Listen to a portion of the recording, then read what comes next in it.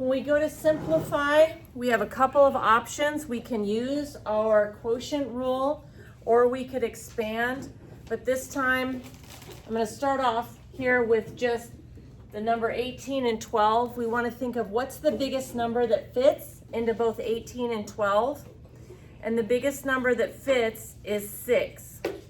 So I'm going to take and divide 18 by 6, and that gives me 3, and the 12 by 6, that gives me 2.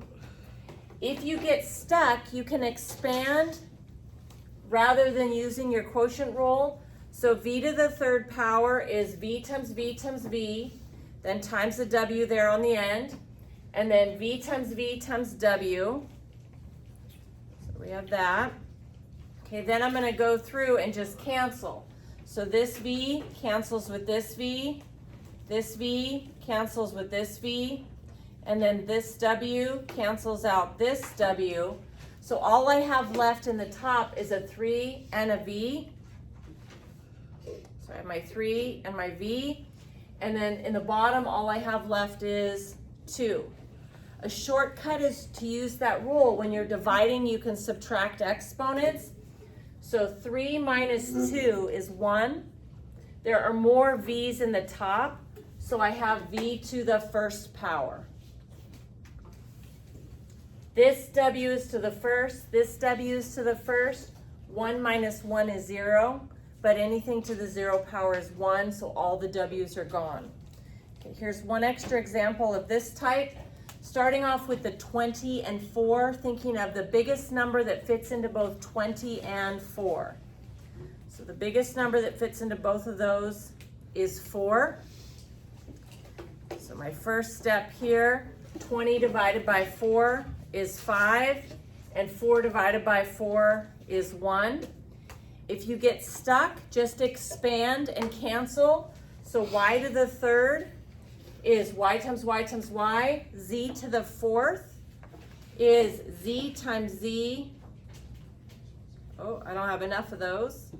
Let's put in a couple more, my bad. And then times another couple of z's there. And then in the bottom, I have y squared, so y times y. And then z to the third, z times z times z. Cancel. So this y cancels this y with this y, and then this z with this z, this one, and then finally this z with this z. So what we have left, we have a 5 in the top, and we have a y in the top, and we have a z.